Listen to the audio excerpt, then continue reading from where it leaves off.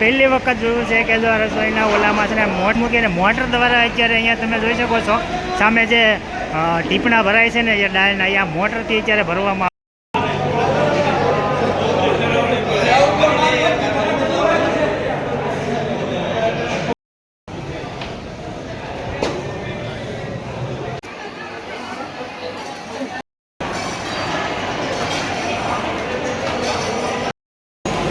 સીધો પાવડાનો યુઝ કરવો પડે છે એટલે આપણે વિચારી શકીએ કે અંદાજે કેટલા આ એક ટોપમાં 2000 લોકોનો પ્રસાદ અહીંયા અંદાજે બની રહ્યો છે.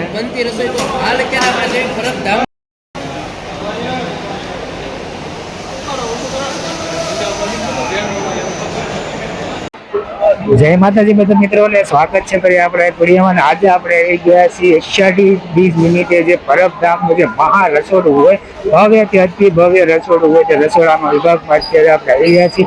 અમારી પાસે તમે જોઈ શકો છો અત્યારે હજારોની સંખ્યામાં બહેનો અત્યારે સેવામાં આવી રહ્યા છે અને આજની રસોઈમાં શું છે બધું વિડીયોમાં કન્ટિન્યુ તમે જોડાયેલા રહેજો. એટલે અત્યારે સરસ મજાનું એમ કહેવાય કે મશીન દ્વારા અહીંયા લોટ બાંધવામાં આવે છે. આવી રીતનો જે લોટ છે ને તે મશીનરી દ્વારા અત્યારે લોટ બંધાય છે. આ જગ્યાએ તમે જોઈ શકો છો ને તો અહીંયા ઘંટી છે. આ બાજુ જો અનાજના કટ્ટા મૂકેલા છે ને આ કટ્ટા પછી અહીંયા ગળાઈ જાય છે અને અહીંયા બાજુમાં જો આવી રીતે સરસ મજાની સુવિધા અહીંયા કરેલી છે. દ્વારા અહીંયા સરસ મજાની રોટલી બની રહી છે. તમે જુઓ ને તો અત્યારે હજારોની સંખ્યામાં અત્યારે અહીંયા બધા બહેનો અત્યારે સેવામાં આવેલા છે.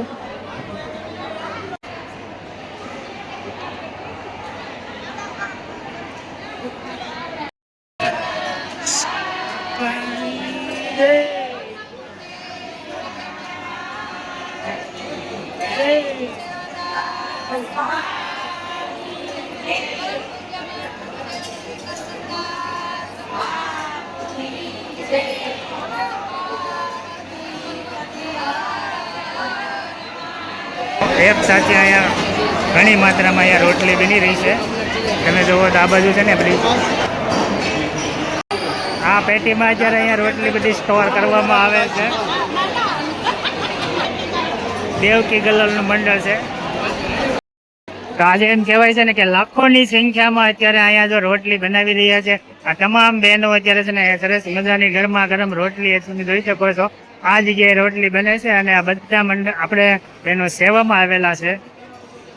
હવે આપણે જાય છીએ જે આપણે દાળ શાક બનાવે છે ને તે જગ્યાએ જઈ અને ત્યાં તમને વિડીયો દ્વારા બતાવી કે કઈ જગ્યાએ અહીંયા આધુનિક ટેકનોલોજી દ્વારા જે રસોઈ બનાવવામાં આવે છે ને તે તમે જોવો ને તો અત્યારે આ બધા મશીનો છે ને એક જોતા રસોઈ અત્યારે આ મશીન દ્વારા છે ને અહીંયા રસોઈમાં રવો બને છે, પ્રસાદી બને છે.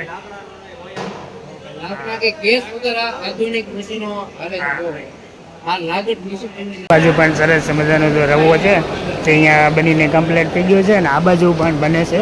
એક સાથે બે જગ્યાએ બને છે. આ માટે રવો આ બાજુ બની રહ્યો છે ને આ બધું છે ને આધુનિક ટેકનોલોજીવાળા મશીન છે. કેમ કે અત્યારે છે ને આ રીતનું અહીંયા બોઇલર ફિટ કરવામાં આવેલા છે જેથી કરીને અંદર ધુમાડો ન થાય, પ્રદૂષણ ન થાય.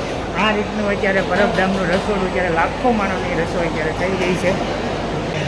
આ બાજુ તમે જોશો ને તો સરસ મજાનો અહીંયા ચોખ્ખા ઘીમાં છે ને રસોઈમાં મોહનથાળ બનાવેલો છે અને અત્યારે કટિંગ કરી રહ્યા છે ઝીણું એનું સરસ મજાનું અત્યારે સ્ટોર કરવામાં આવ્યો છે. આ તમે જુઓ આ મોહનથાળ અત્યારે બધો સ્ટોર કરવામાં આવેલો છે અને આ બાજુ જુઓ તમે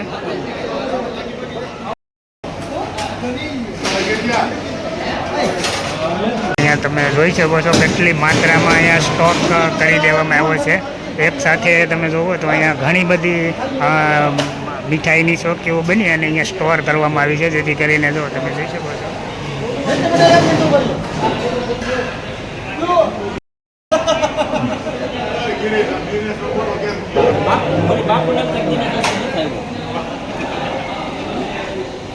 અહીંયા સરસ મજાનો ચોખ્ખા ઘીમાં એમ કહેવાય કે મોહનથાળ બની રહ્યો છે ને આ બાજુ છે ને સરસ મજાની તાજી અને ઠંડી છાશ કાઢી. અમારા બધા રબારી સમાજનું મંડળ છે.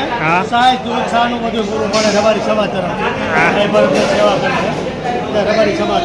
જો આ છાશ ને એવું છે સ્પેશિયલ આ જે રબારી સમાજ છે એના દ્વારા અહીંયા સેવામાં પૂરું પાડવામાં આવે છે.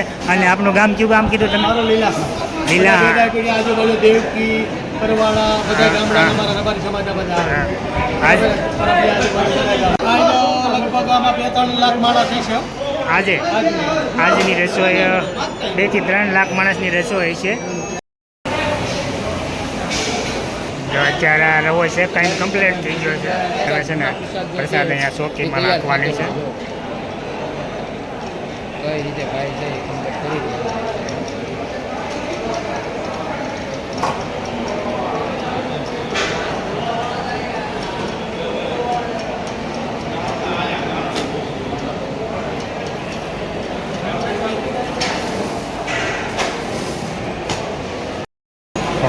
સીધો પાવડાનો યુઝ કરવો પડે છે એટલે આપણે વિચારી શકીએ કે અંદાજે કેટલા આ એક ટોપમાં 2000 લોકોનો પ્રસાદ અહીંયા અંદાજે બની રહ્યો છે. બનતી રસોઈ તો હાલ અત્યારે આપણે જોઈ ફરક ધામ લોકોની રસોઈ છે એક સાથે આ મશીન દ્વારા આધુનિક ટેકનોલોજીવાળા મશીન દ્વારા જે છે એ રસોઈ કમ્પ્લીટ થતી હોય છે.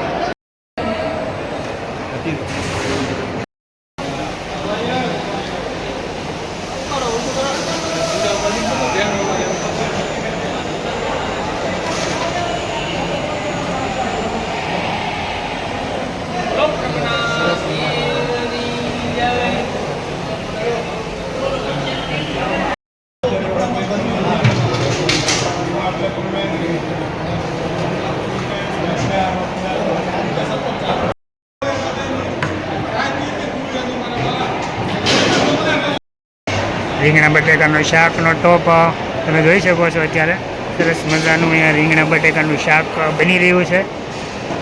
આ બાજુ તમે જુઓ તો અહીંયા બટેકા સુધારીને કમ્પ્લીટ કરેલા છે ને આ બાજુ જુઓ ટ્રેક્ટરની લારીથી શાક અહીંયા લઈ જવામાં આવે છે.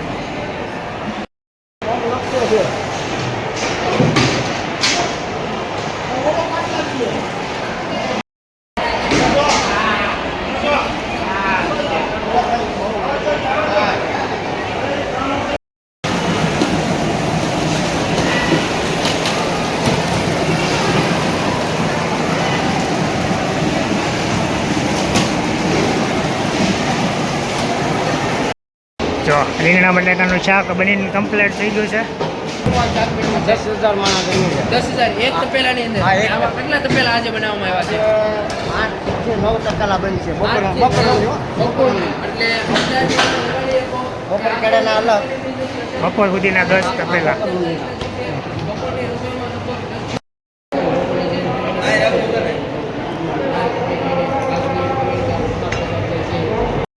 આ એક જ ટોપમાં તમે જોઈ શકો, તમે અંદાજો લગાવી શકો કે આ એક ટોપમાં છે ને અંદાજિત 10,000 લોકોને જે થઈ રહી એટલી દાળ એક જ ટોપમાં બનાવવામાં આવે છે.